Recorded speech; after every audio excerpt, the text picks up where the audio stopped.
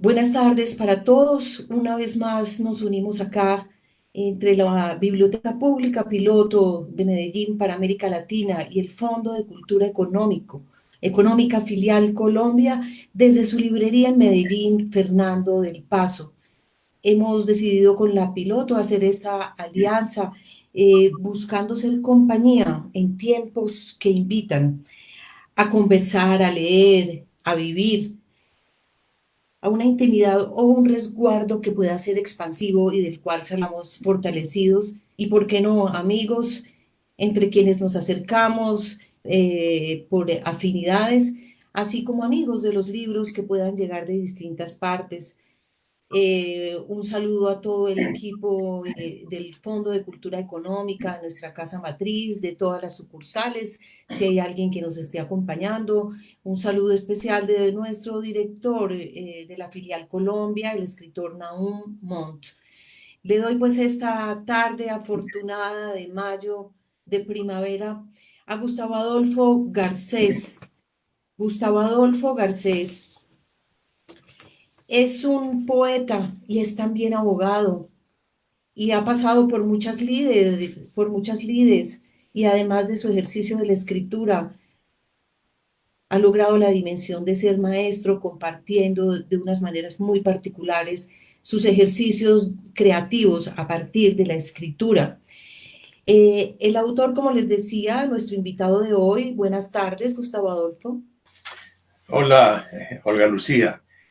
Buenas tardes.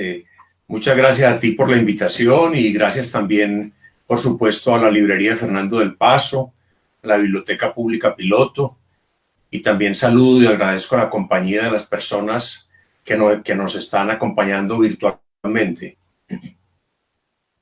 Claro que sí. Contaba pues que nuestro invitado es abogado de la Universidad de Antioquia, también magíster en estudios políticos de la Universidad Pontificia Javeriana. Se hizo acreedor, recibió al mérito del Premio Nacional de Poesía y entre sus libros publicados están libro de poemas en 1987. Breves días con el que adquirió el premio, mereció el Premio Nacional de Poesía Colcultura en 1992. Otra de sus publicaciones es Pequeño Reino en 1998. Espacios en Blanco en el año 2000. Libreta de apuntes en el 2006. El Taller de la Llama en 2018. Hasta el fin de los números en el 2012. Una palabra cada día, 2015. El muro en blanco en el 2018.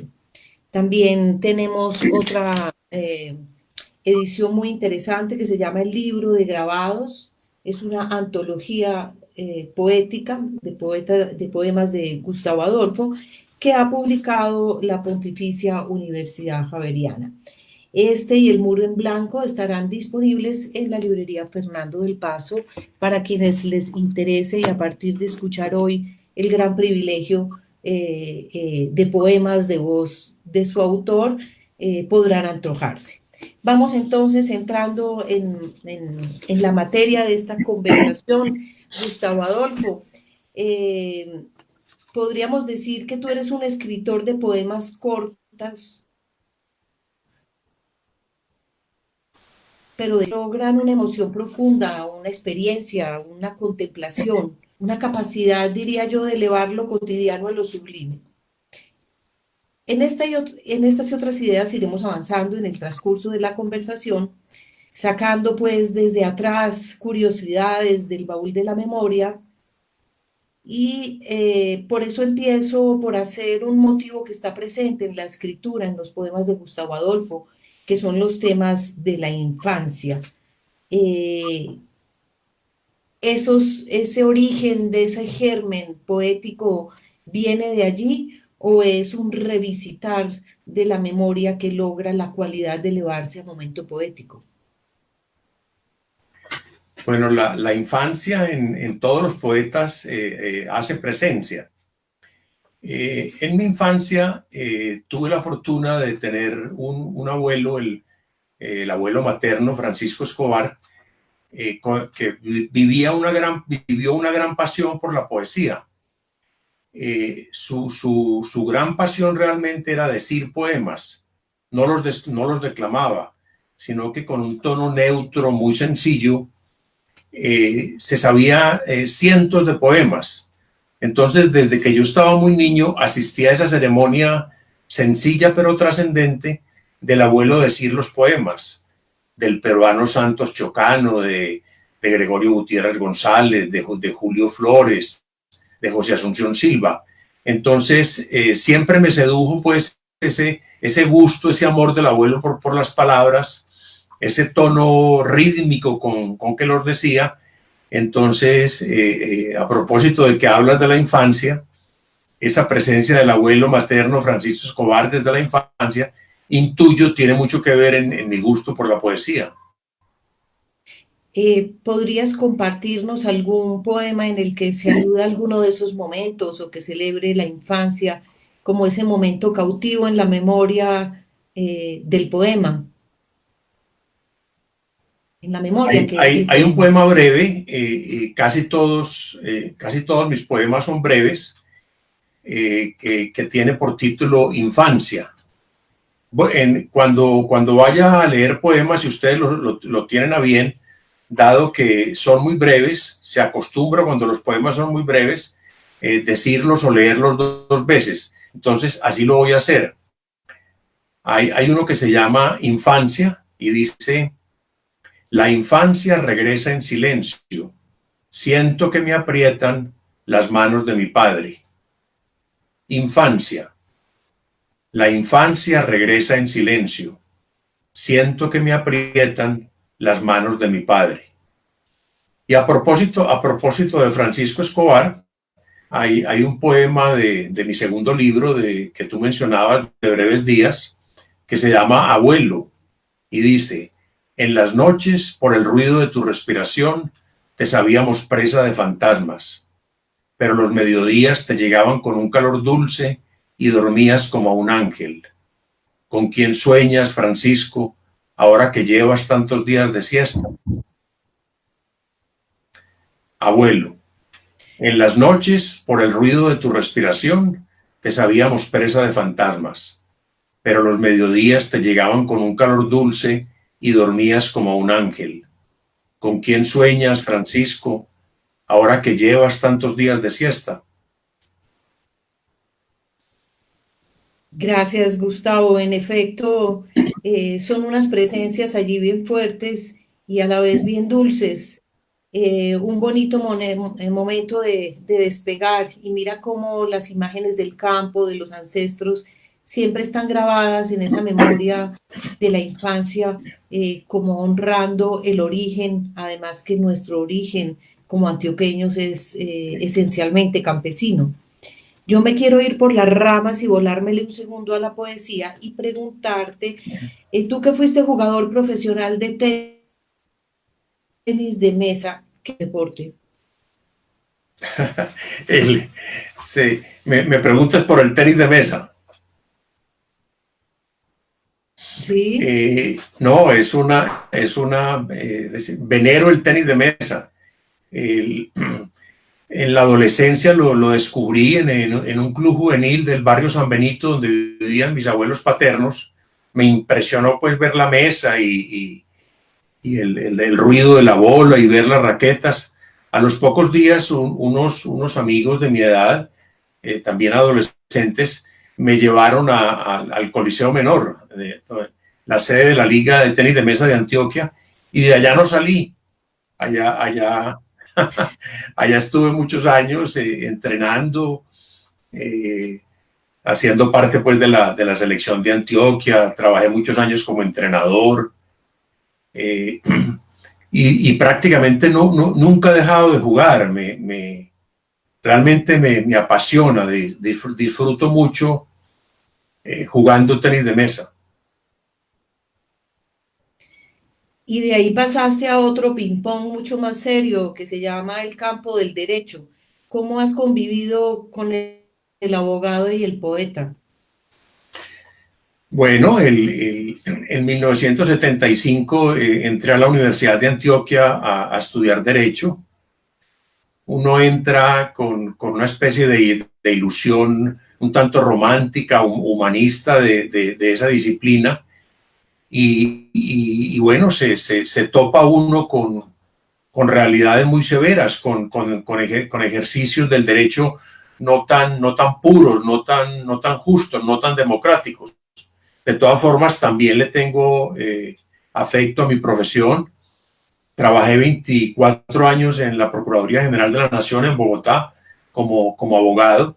Entonces, la mitad de esos 24 años en derechos humanos, la primera mitad en la división de documentación, viví pues asuntos temáticos, jurídicos y personales muy interesantes. Nunca he creído en esa división excluyente entre la poesía y la prosa del mundo. De pronto la poesía es como Dios, está en todas partes. Entonces, así sí, he vivido la poesía con gran dedicación, con gran gusto, con gran pasión, y yo creo que en buena medida también el ejercicio del derecho y el goce del tenis de mesa, como por el que me preguntaste también. Claro que sí. Al respecto, tú publicaste y has realizado algo llamado el Taller de la Llama y publicado el Taller de la Llama, Poesía, Pedagogía y Derechos Humanos, un título que de alguna manera nos permite mostrar, digamos, esos campos amplios que alberga tu camino del saber y del vivir. Cuéntanos al respecto. Desde muy joven me interesó la pedagogía, me interesaron los talleres de poesía. En buena medida porque estando muy joven, mientras estudiaba Derecho en la Universidad de Antioquia, Elena Correa y yo, una profesora de reporterismo gráfico, hicimos la Gaceta Literaria de la universidad y de ahí nació el premio de poesía. A uno de los primeros premios llegó como jurado el poeta, pintor y ensayista crítico Juan Calzadilla, que a propósito acaba de cumplir 90 años y está muy bien, por fortuna. Juan Calzadilla, en una de las charlas que tuvo en Medellín, habló de una experiencia que él tenía en ese entonces en Caracas como coordinador de un taller de poesía que funcionaba en buena medida con base en juegos de escritura surrealista. Entonces eso me impactó mucho y toda la vida he hecho muchos de los juegos que en ese entonces coordinaba el maestro Juan Calzadilla y me he inventado muchos. Entonces esa pedagogía juguetona, experimental, alegre, que pretende enfrentar esa educación vertical autoritaria, que en buena medida explica que no seamos un país de lectores, aquello de que léase medio Quijote para dentro de 8 días, que le voy a hacer un cuestionario de 100 preguntas, actitudes de ese tipo que lo que han hecho es que odiemos los libros. Entonces creo mucho en esos mecanismos festivos, alegres y experimentales, y en la Procuraduría, en los años de administración del procurador Maya Villazón, en la Procuraduría Delegada Preventiva para la Defensa de los Derechos Humanos, parte de mi trabajo fue coordinar una exploración pedagógica que unió derechos humanos, distintos temas, tortura, asuntos carcelarios, asuntos étnicos, desplazamiento forzado, en fin, muchísimos temas jurídicos. Antes de entrar en los eventos de capacitación, antes de entrar en los asuntos estrictamente jurídicos, nos inventamos unos espacios de sensibilización que básicamente consistieron en dialogar en torno a unos poemas. Entonces, que llevé pues a ese campo de mis responsabilidades laborales en la Procuraduría Delegada para los Derechos Humanos, mi experiencia como coordinador de talleres con este tipo de pedagogía, y fue algo realmente valioso. A finales del 2008, la Procuraduría me publicó un pequeño texto que da noticia de ese trabajo, de esa exploración pedagógica, y se llama El Taller de la Llama. ¿Y qué tal si vamos con algunos poemas de esa época iluminados por la llama de su pluma?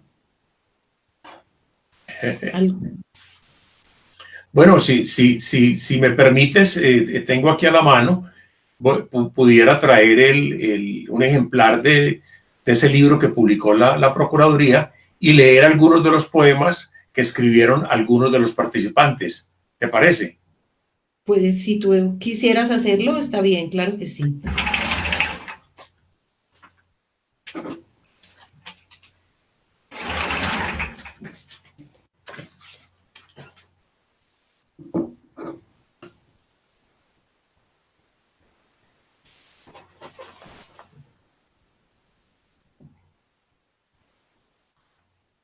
Voy a leer entonces algunos poemas que escribieron algunos de los participantes en distintos talleres.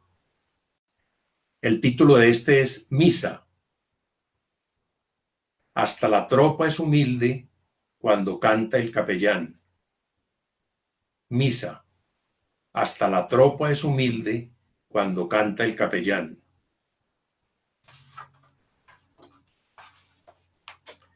Diario. La sangre de las noticias es fría. Diario. La sangre de las noticias es fría.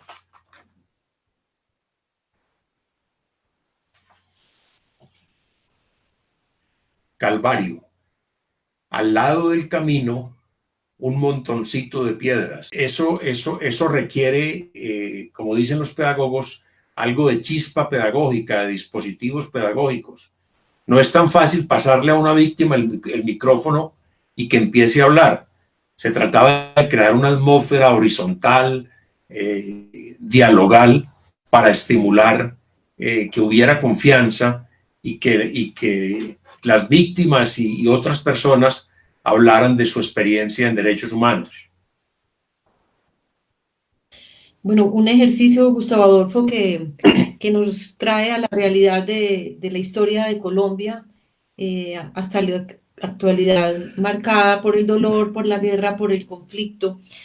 Qué pertinente avivar la llama de esa pedagogía de estos talleres. De hecho, teníamos la idea de hacer un taller de creación literaria a partir de la poesía también en la Fernando del Paso, que ahora pues con las condiciones en que estamos todos no será posible por lo pronto, pero algún día esta pandemia y este encierro cederán y podremos realizarlo.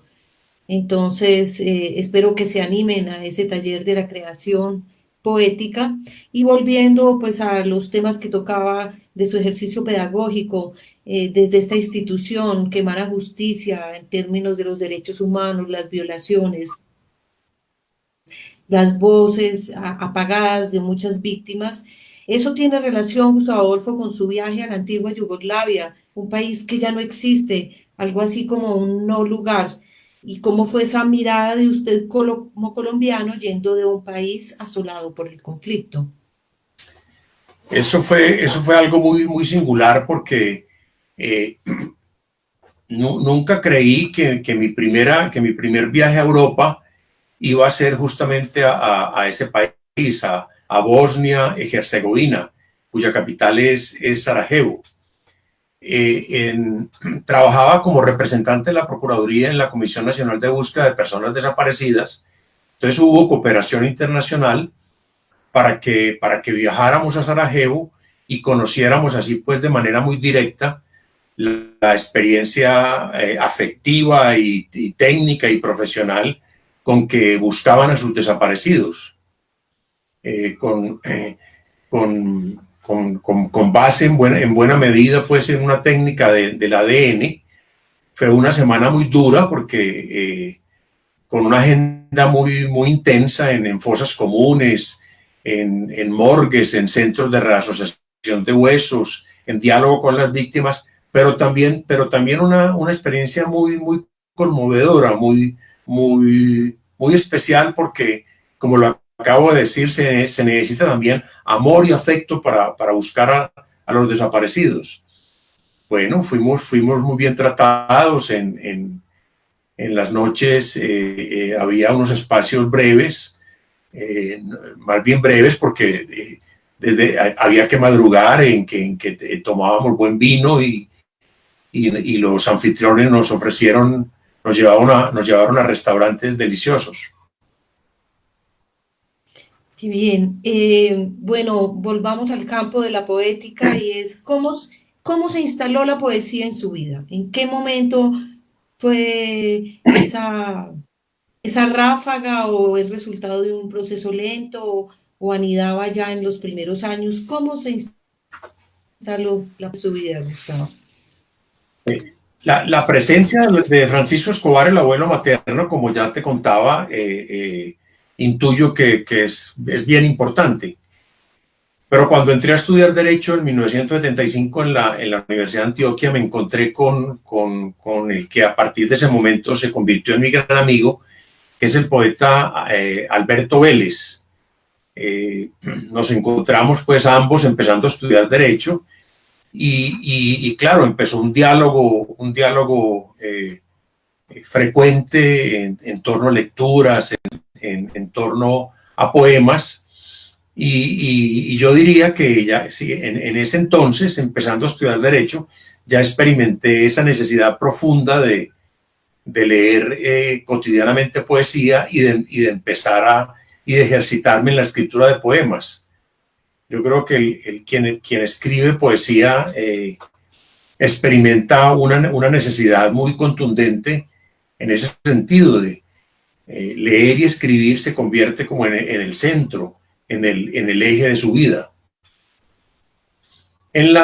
Mientras estudiaba Derecho, creo que también, ya te comenté ahora también, Elena Correa y yo, la profesora de reporterismo gráfico en la Facultad de Comunicación Social, quien sigue siendo hoy en día profesora pues, de esta institución, nos inventamos en un momento en que la universidad no tenía una publicación literaria, entonces creamos La Gaceta, que a grandes rasgos, los 9 números que hicimos entre 1979 y 1981, asumió una especie de encuentro entre los poetas de mi generación, los que en ese entonces teníamos 20 años, que apenas estábamos empezando a publicar, y los poetas de la generación anterior, a la que llaman generación desencantada o generación sin nombre. Bueno, no fue algo muy especial lo de La Gaceta, porque así, auspiciada por la subdirección académica de la universidad, publicábamos 3.000, a veces 4.000, llegamos a hacer 5.000 ejemplares que se repartían gratis en todo el país, en casas culturales, en universidades, en distintas instituciones. Y en el número 2 de La Gaceta nació el Premio Nacional de Poesía, premio que se mantiene hoy en día y que fue muy importante en ese entonces porque el premio canónico en ese entonces era el Cotelamus, que por esos días estaba suspendido. Qué maravilla, tantas iniciativas que se quedan en el tintero, pero aquí perseveramos y seguimos en este universo de los libros y del saber como una noble batalla, sin heridos, por supuesto. Le pregunto, ¿qué poetas y autores de otros géneros literarios han influido en su poesía? Bueno, los 9 o 10 libros que he publicado en buena medida son un solo libro, porque en todos ellos he explorado básicamente en torno a las posibilidades del poema breve. Me ha interesado pues claramente la brevedad unida a un lenguaje sencillo, claro.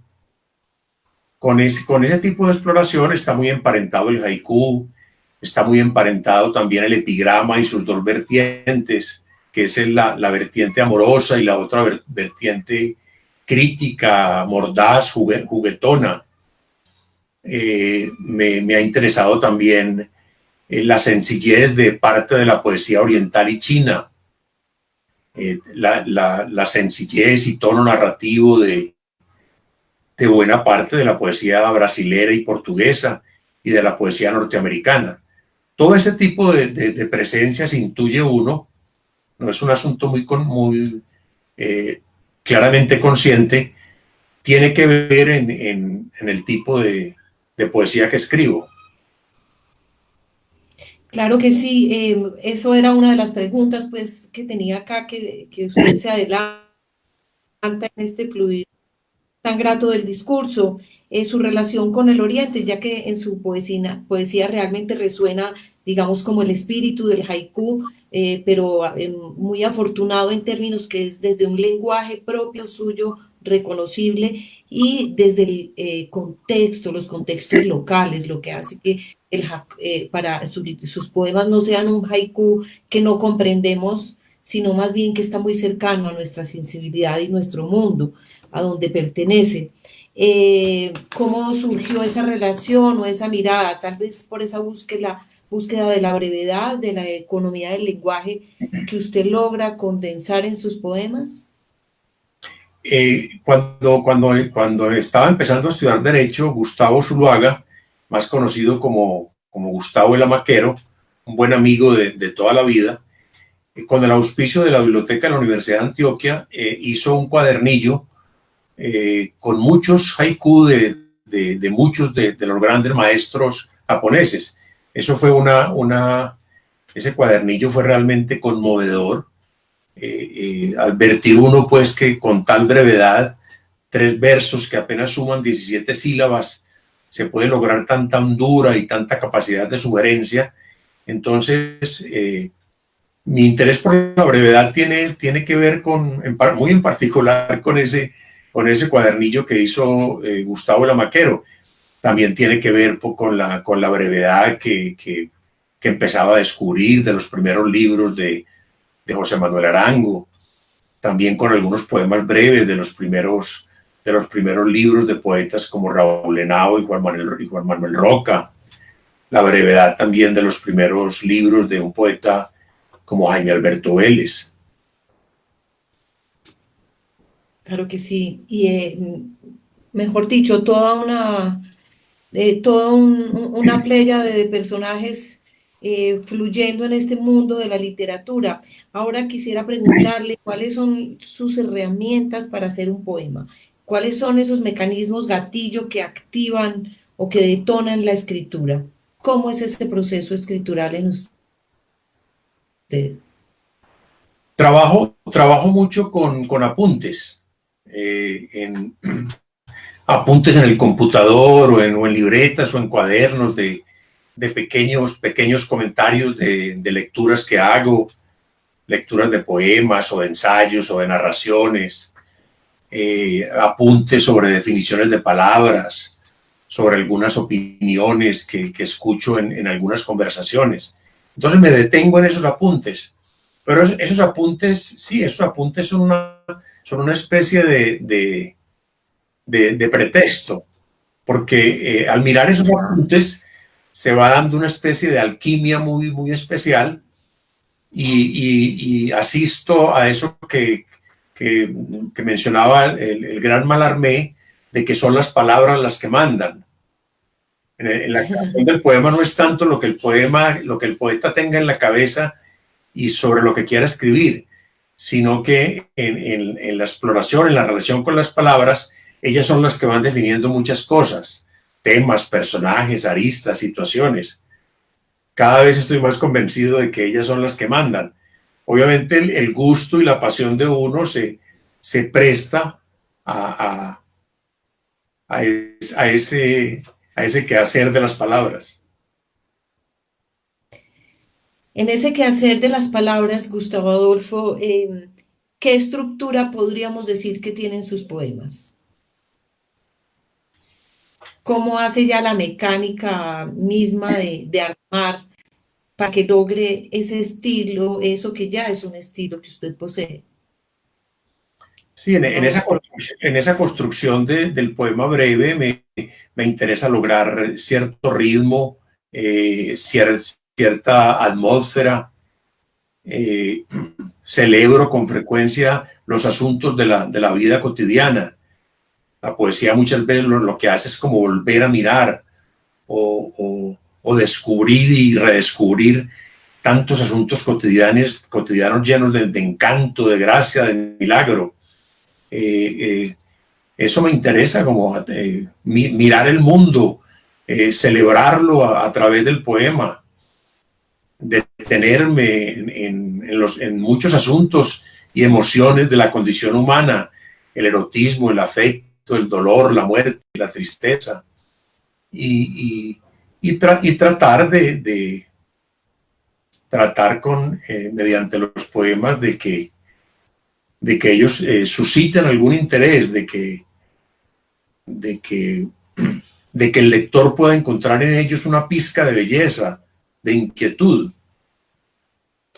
¿Y qué tal si nos vamos con una tanda de poemas que respondan a esa sensibilidad oriental, a esa sublimación de lo cotidiano, a ver que en lo pequeño está también la grandeza, a esa presencia casi como una luciérnaga, como un breve relámpago, como al lector le llega su poema, o bueno, por lo menos a mí. ¿Qué tal si nos invita a una tanda de poemas?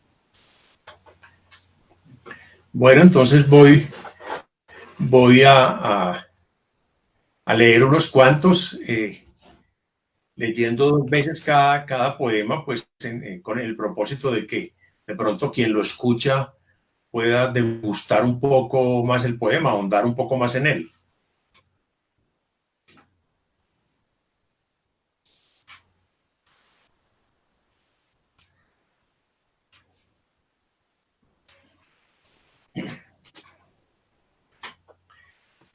Estrellas invisibles. Hay noches en que uno descubre la escalera, la puerta y la cerradura, pero la habitación sigue siendo secreta. Estrellas invisibles. Hay noches en que uno descubre la escalera, la puerta y la cerradura, pero la habitación sigue siendo secreta.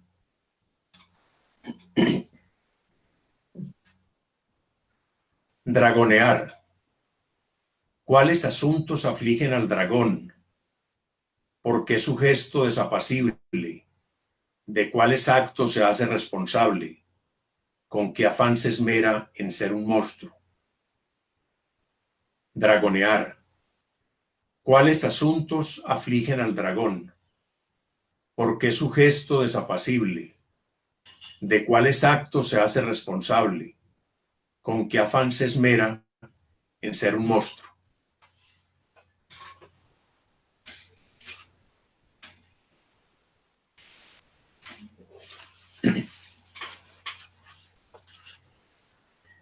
Mediodía. En lo alto del andamio almuerza el albañil. El viento agita los tablones y quién sabe qué cosa excita el apetito de los gallinazos, que parecen más bien almas de Dios, ángeles negros cuidando a su muchacho. Mediodía. En lo alto del andamio almuerza el albañil. El viento agita los tablones y quién sabe qué cosa excita el apetito de los gallinazos, que parecen más bien almas de Dios, ángeles negros cuidando a su muchacho.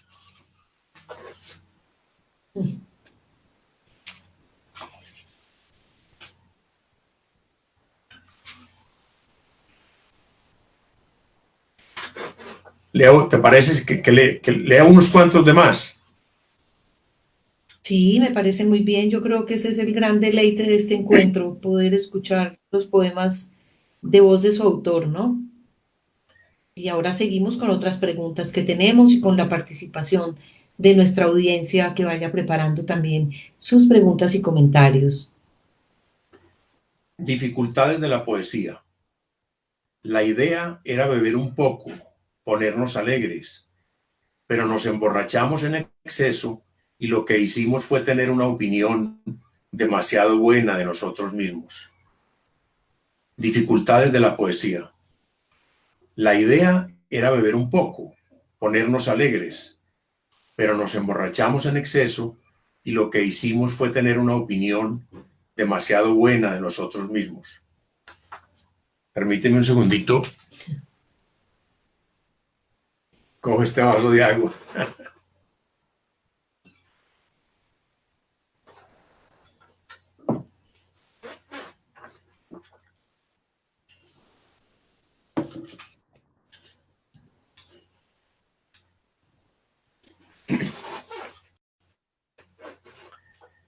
Don José Donoso. Este es un pequeño homenaje pues al gran narrador chileno. Ajá. Don José Donoso. Vuelvo con frecuencia a ese pasaje de su libro en donde se mueven las hojas de los árboles. No hay allí prisa, casi ni hecho alguno, pero algo me atrae y me obliga con su leve mandamiento. Don José Donoso. Vuelvo con frecuencia a ese pasaje de su libro en donde se mueven las hojas de los árboles. No hay allí prisa, casi ni hecho alguno, pero algo me atrae y me obliga con su leve mandamiento.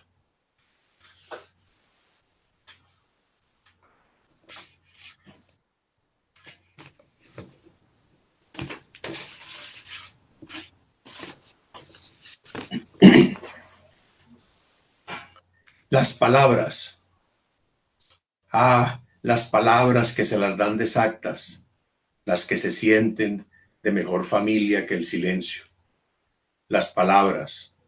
Las palabras que se las dan desactas, las que se sienten de mejor familia que el silencio.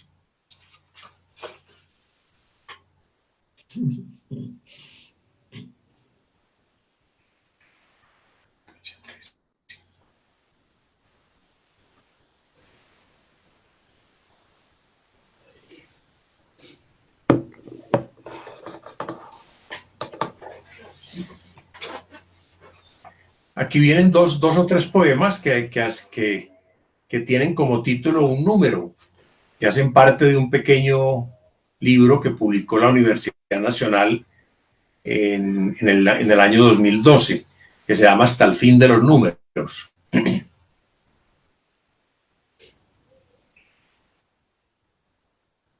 Desde la ventana miro el muro, la enredadera, los tejados, las palomas son ya de la casa. Desde la ventana miro el muro, la enredadera, los tejados, las palomas son ya de la casa.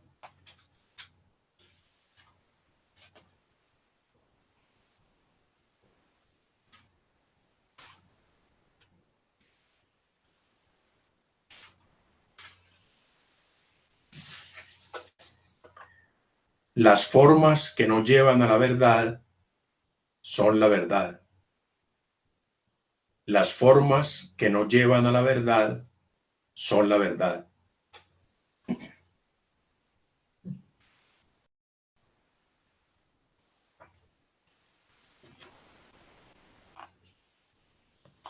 El primer verso no lleva a ninguna parte. ¿De qué se hace eco el segundo? El tercero es un límite que asusta. El cuarto solo una pregunta. El quinto cuesta verlo. El sexto se parece a la soledad. El séptimo y los restantes son un lugar imaginario. El primer verso no lleva a ninguna parte. ¿De qué se hace eco el segundo? El tercero es un límite que asusta. El cuarto solo una pregunta. El quinto cuesta verlo. El sexto se parece a la soledad. El séptimo y los restantes son un lugar imaginario.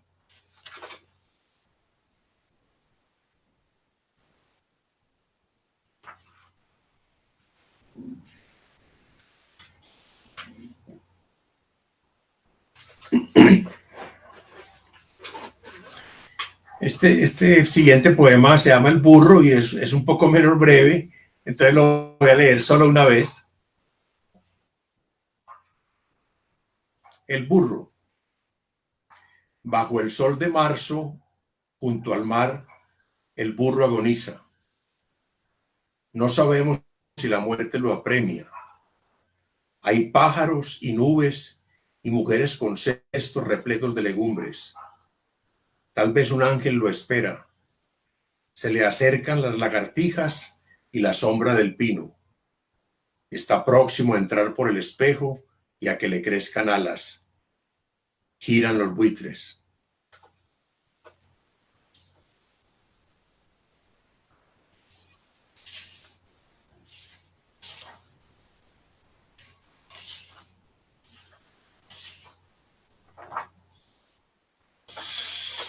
El que sí es un poema de amor, también un poco más largo. Nostalgia.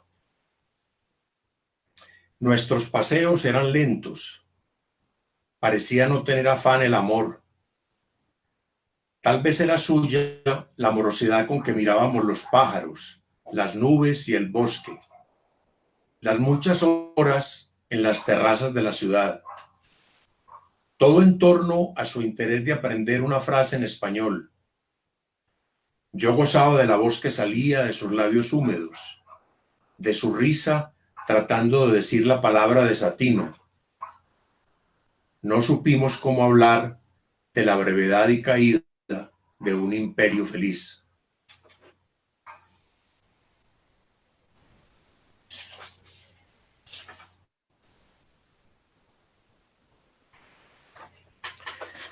Este poema breve se llama Puerto Casabe. Es el nombre originario de Yondó, un municipio antioqueño, donde yo hice el año de judicatura entre mediados del 82 y mediados del 83. Un año pues muy especial, pues la primera vez que me iba de mi casa y llegar al Magdalena Medio con toda su belleza y con toda su violencia. Estaban todos los actores armados, FARC, M-19, ELN, acababa de nacer el movimiento Más, Muerte a Secuestradores. En fin, fue un año muy duro, pero también encantador porque pude recorrer parte del río Magdalena, conversar con la gente, ir a las ciénagas, en fin. Puerto Casabe. Redes secándose, olor a pescado, muchachas y los muertos que bajan por el río. Puerto Casabe. Redes secándose, olor a pescado, muchachas y los muertos que bajan por el río.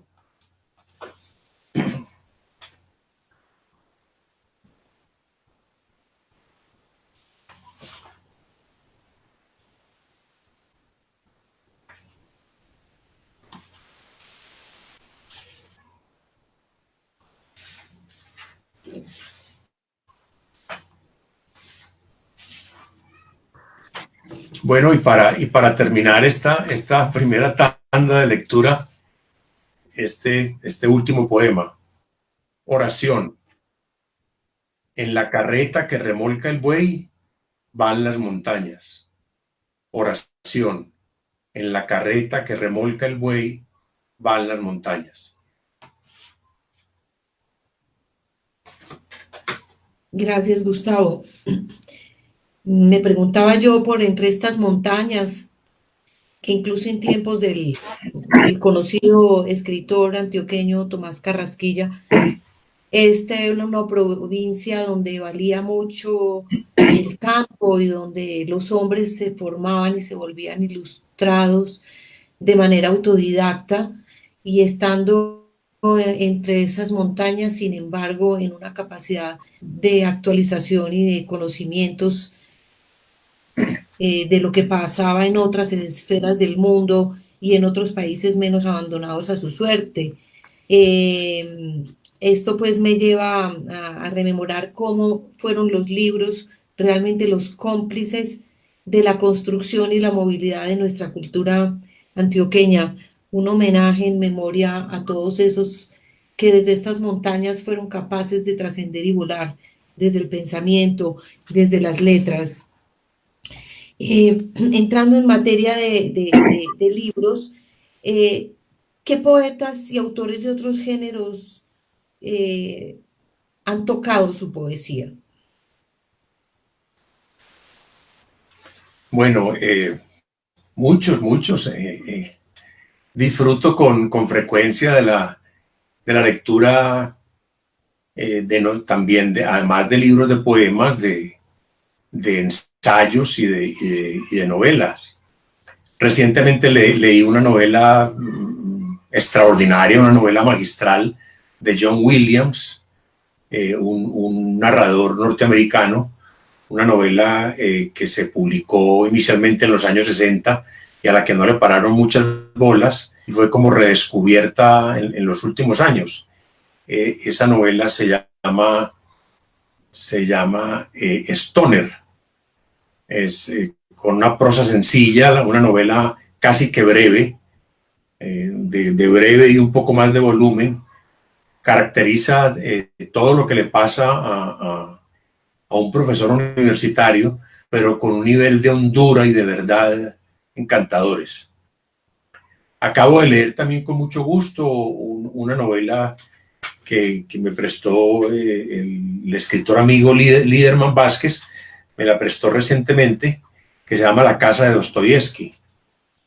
El personaje de esa novela es el gran poeta chileno Enrique Lin, y también con buen ritmo y maestría caracteriza esos casi 60 años que vivió con tanta intensidad el poeta chileno Enrique Lin, una vida realmente atormentada, y logra pues una gran caracterización de este poeta, logra involucrarlo a uno, hacer que uno participe de todo lo que le pasa al poeta, su encuentro con el gran Nicanor Parra, unos años inquietantes en La Habana, cuando estando en La Habana le tocó pues la detención de Eberto Padilla, unos años en los que ya muchas personas ya se empezaban a inquietar y digamos, a rebelar frente a una serie de prácticas estalinistas. Bueno, estoy releyendo algunos cuentos del narrador argentino Antonio Di Benedetto.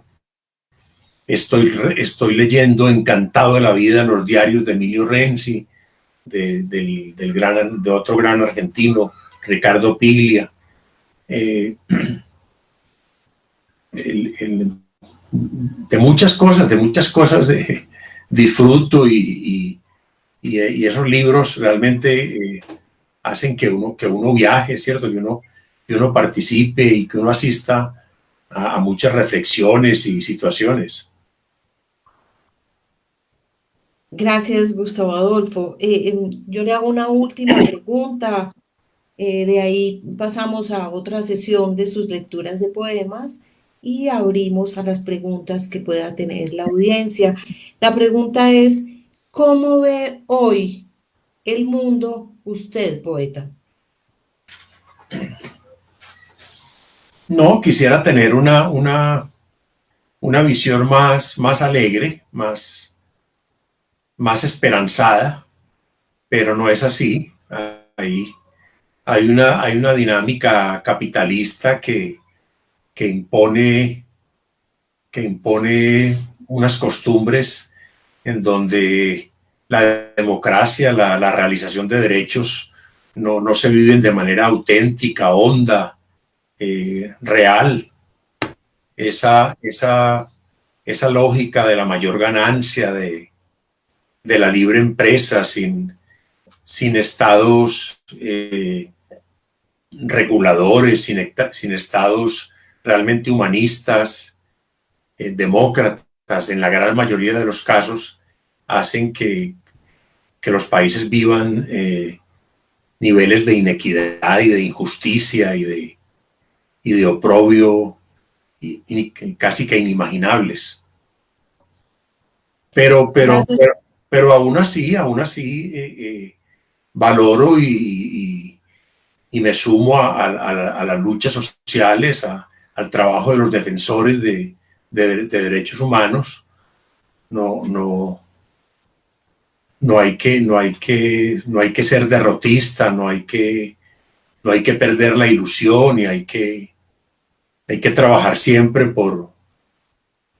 porque las cosas puedan ser mejor.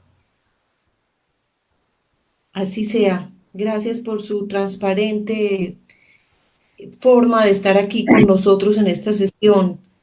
Es una sesión sincera, traslúcida, sutil y despejada como su poesía, y reflexiva y profunda y oscura como esos buitres que nombra en varios de sus poemas. Eh, Me gustaría entonces recordarles que vamos a seguir con estos espacios de comunicación, de compartir saberes y experiencias de personajes tan valiosos como hoy que nos acompaña Gustavo Adolfo Garcés, el poeta. Así que seguiremos en esta alianza. Para el mes de mayo les estaremos comunicando oportunamente las actividades, su programación día a día. Por ahora, anunciarles que la charla con el traductor Santiago Ochoa, ser traductor de libros en Colombia, se ha reprogramado para el 29 de este mes, 29 de mayo, a las 5:30 de la tarde, por este mismo canal.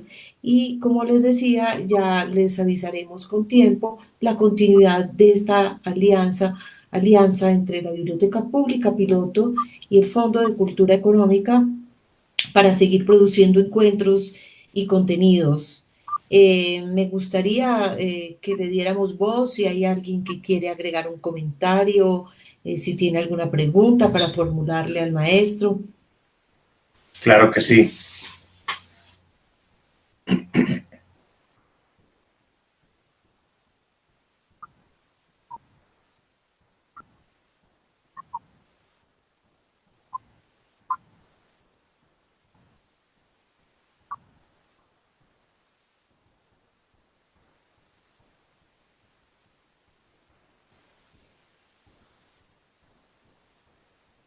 ¿Escuchaste, Sí, escuché, Gustavo? ¿Te llegó la pregunta? escuché, pero bueno, yo intuyo que eh, el Perdón, quizá el público no le ha dado la pregunta, perdón, discúlpame, es cómo hacer para motivar en la lectura a públicos adultos que aún no se han acercado de manera muy decidida a ello. bueno, los talleres son una herramienta muy importante que invita a personas de distintas edades, algunas con algún conocimiento ya en torno y experiencia en torno a la poesía, a la literatura, pero invita también a personas muy desprevenidas. Entonces, Ujú. ese taller que tú mencionaste, que tenemos el propósito de llevar a cabo en la librería, pues esperemos que interese a personas de todas las edades. Las políticas públicas en materia cultural siempre están, digamos, en mora de ser más abiertas, más inclusivas, de crear más espacios, de seducir para que la gente asista a eventos culturales de todo tipo, entre ellos a lecturas y charlas y conferencias y talleres de poesía. Así es. Gracias, Gustavo. ¿Tenemos alguna otra pregunta?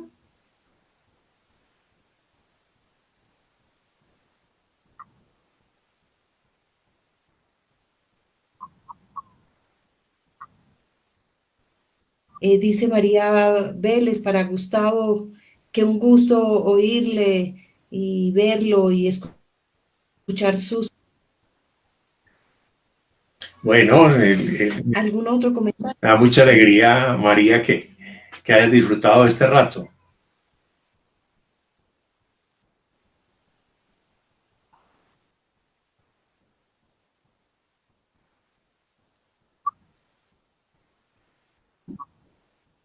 Lina, Lina Greifstein menciona que qué buen conversatorio. Gracias, Lina. Muchas gracias, Lina, Gracias.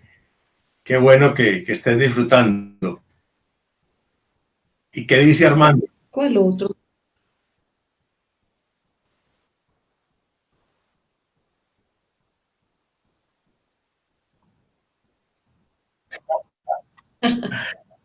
Armando Henao es un gran amigo de toda la vida, desde que adolescentes empezamos a jugar tenis de mesa, que me da mucha alegría que Armando haya asistido a nuestra charla. Qué bien, así es un gran amigo por todos los lados. Por el tuyo, por aquí, se le quiere, Armando. ¿Tenemos más comentarios, Mario? Mario es la persona que nos establece la conexión, que hace que esto funcione para que podamos reunirnos. Aprovecho para agradecerle su presencia oculta, lo que orienta la posibilidad de abrir este espacio. Gracias, Mario. ¿Más comentarios?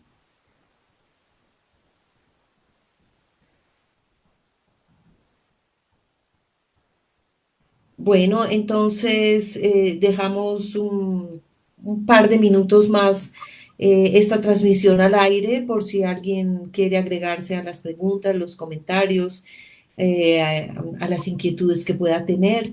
Invitarlos de verdad a la librería Fernando del Paso, donde tenemos no ejemplares, sino más de 14.000 títulos.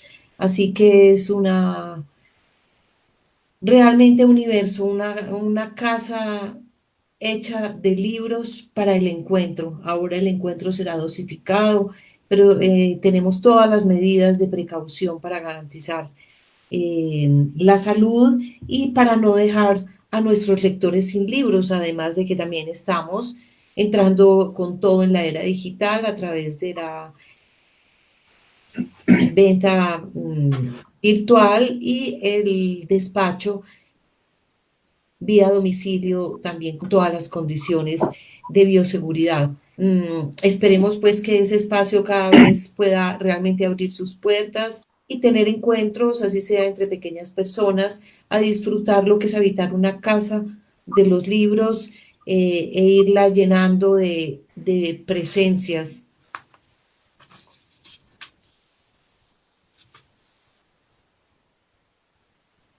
Bueno, yo creo que podemos cerrar acá. Muchísimas gracias a la audiencia, a Gustavo Adolfo Garcés, nuestro poeta invitado que tan generosamente se dispone y con quien siempre es dulce y sensato conversar. Muchas gracias, muchas gracias. Así como celebrar nuevamente esta puerta que nos ha abierto la piloto para que estemos en diálogo con el Fondo de Cultura Económica Filial Colombia, sede Medellín, en unión con el espíritu y la misión del Fondo de Cultura Económica de México, nuestra casa matriz, con 85 años de experiencia generando pensamiento en y para Latinoamérica. Gracias, feliz noche. Feliz noche y muchas gracias.